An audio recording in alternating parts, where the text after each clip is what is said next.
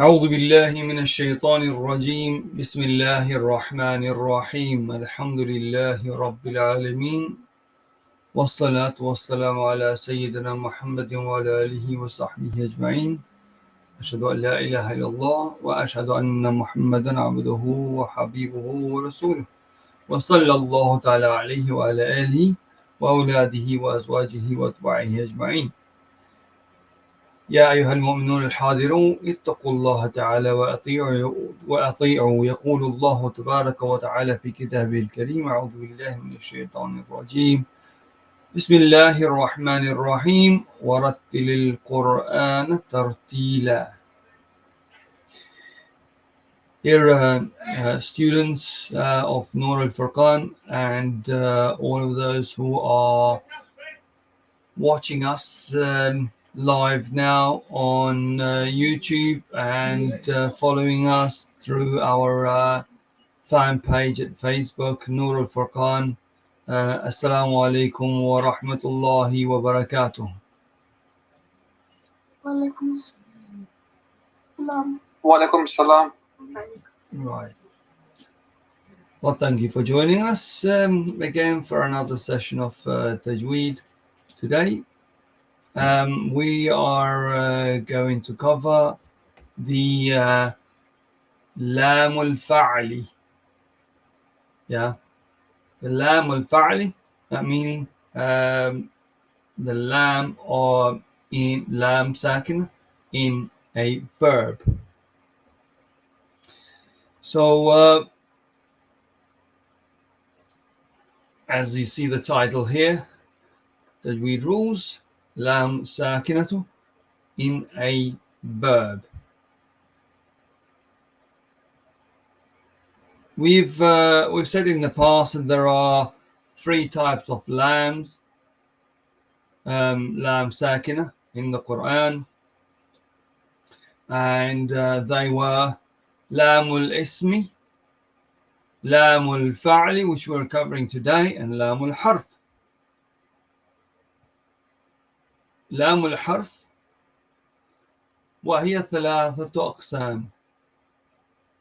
It divides into three types. Laamul Harfi.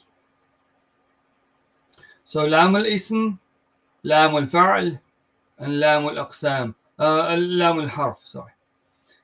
This Lam itself, as you can see on the screen here, divides into another three subtypes. Laam hal wa bal, the interrogative and acceptive expression. Okay, the interrogative meaning marker hal, and the acceptive marker bal. Next one is Laamul Amr, the Laam of command, and the other one is Laam al-Ta'rif. Okay, so we'll go through the Laam Sakina in a verb, Laam al-Fa'li now.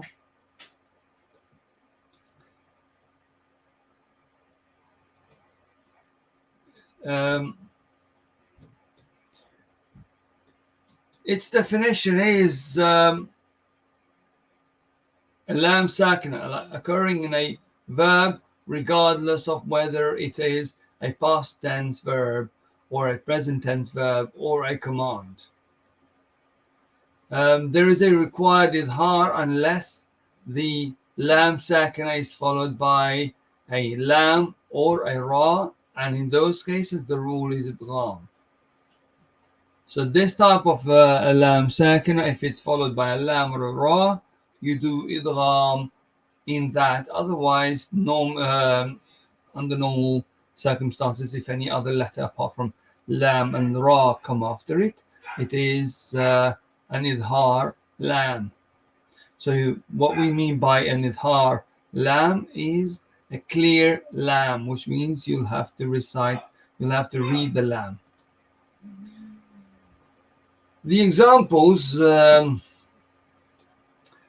of Laam al-Fa'li, yeah, the idhar Laam al-Fa'li or for example, in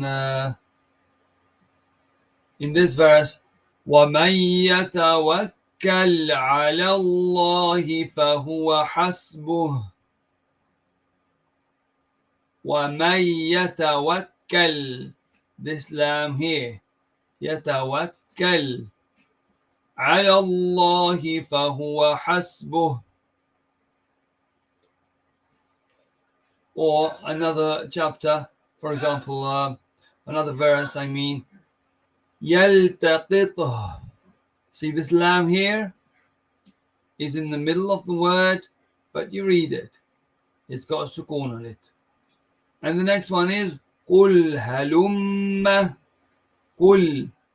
قُلْ ha. So you read the lam clearly. So let's go over the three exercises again. وَمَن يَتَوَكَّلْ عَلَى اللَّهِ فَهُوَ حَسْبُهُ. So this is an idhar of a lam al-fa'li. Yeah. يَلْتَقِطْهُ. And then the next one is قُلْ هَلُمَّ. Some examples of idgham of a lam sakina in a verb are قُل. Here is written as kul, but because it is followed by a ra, you say قُل رَبِّي أَعْلَمُ. قُل رَبِّي أَعْلَمُ. أَلَمْ أَقُل لَكُمْ. So when you have ra coming off the lam sakin, yeah, then you merge that lam into the ra, and hence ra has a tashdid on it to indicate that there is idgham being done here. Merging. So you merge lam into the ra. قُل رَبِّي. قُل رَبِّي أَعْلَمُ. أَلَمْ أَقُل لَكُمْ. So you read this lam, the first lam, into the next lam, so you merge it. أَلَمْ أَقُل لَكُمْ. Okay. Now the third section is lam sakina in a noun. Yeah, lamul ism. Lamul ismi. Three types of lam sakina in the glorious Quran. Again, we repeat. Lamul ismi, lamul fa'li, lamul harfi. And lamul harfi وهي ثلاثة أقسام. It divides into three subtypes. So the definition of this lam sakina in a noun, lamul ismi, it is the sakina occurring in the root makeup of a noun, and it always is in the middle of the word. Idhar, it's the rule. It is read clearly. Malja or malja. Al-fulki bisultani al-mulki. Okay, so you read the lam, as you can see these examples here. This is lam al-ism, the lam that exists in the word, in the noun words. Okay, malja, al-fulki bisultani al-mulki.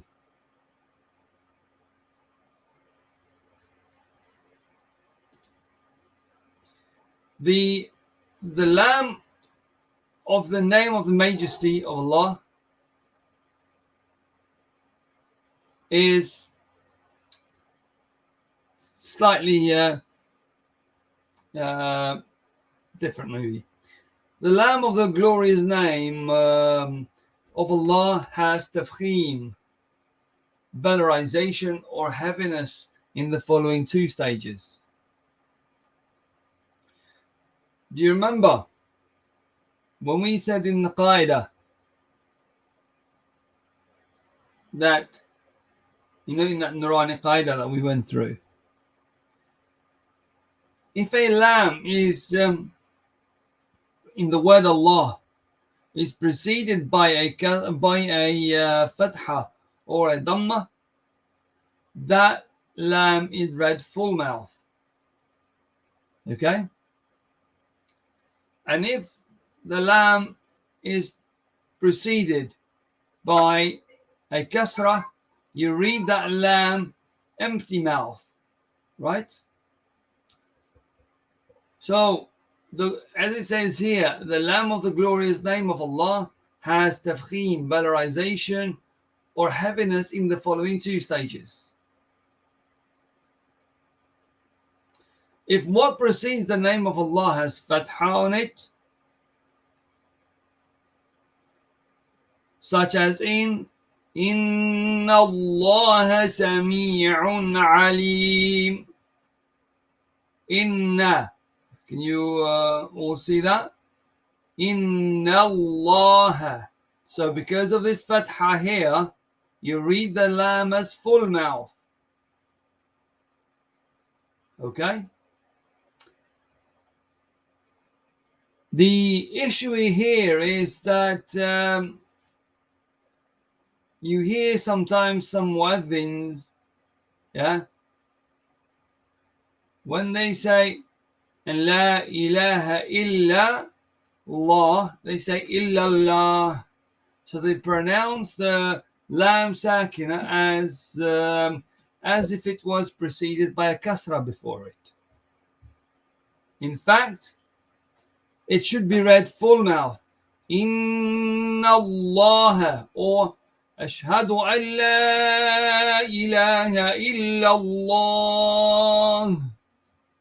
Not illallah. Illallah.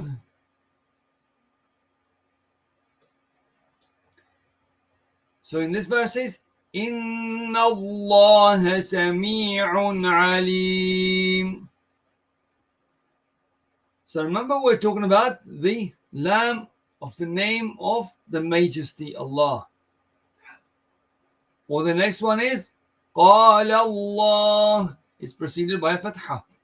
So you read the lam as full mouth here. The first lam and the second lam are read as one full mouth lam. Okay? Next one is if what precedes the name of Allah has a dhamma, such as in wa kalimatullahi, yeah, again, that is full mouth. Wa kalimatu. Can you see this ta here?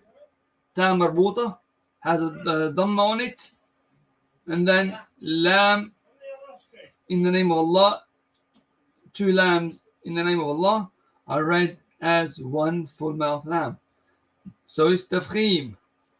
Wa kalimatullah. The next one is Rasulullah. The lamb of the glorious name of Allah has tarqiq, attenuation or lightness in the following state. And that is, for example, if it's being preceded by a kasra, so if the word before Allah, the last letter of the last word before Allah has a kasra, then you read the lam of the word Allah as the empty mouth lam. Qulillahumma. Or for example, Li'imrillah, Lillah. The word Allahumma, the word, Allahumma, if it is with the fatha before it, you read it Allahumma. If there is kasra before it, you say Illa. Illahumma or illah. So the word Allahumma has the same rules as the glorious word Allah, and we must make tafkhim or tarqiq on the lam under the same conditions. So if you have, for example, a hamzat al-wasl, then you have two lams, yeah, and then you have ha and mim in the same word, yeah, then the same rules apply. If there was kasra before the hamzat al-wasl, yeah, you would be reading it as illahumma. Okay, so depending on which type of vowel precedes it. And I hope that this covers and clarifies it all to the best of our ability. Wherever we made mistakes, it's from our own weaknesses, and wherever we got it all right, it is from the help of Allah subhanahu wa ta'ala. We've now got just a few minutes before the end of the lesson. As far as the live broadcast is concerned, it's going to end here. Thank you very much for following us, and those who have been watching us live, if I can just ask you to subscribe to our channel, hit the notification button and select all notifications so that you'll be able to follow us whenever we are live on YouTube and on our Facebook fan page, Noorul Furqaan. Thank you very much for listening. Until the next lesson, we'd like to leave you in the best hands of Allah subhanahu wa ta'ala, God Almighty. Allah bless you, your families, and all around you for following us and subscribing to us. So keep this channel growing, and we hope to God Almighty that He will reward you for your contribution. Thank you very much. Assalamu alaikum wa rahmatullahi wa barakatuh. Wa alaikum salam. Walaikum assalam. Yeah.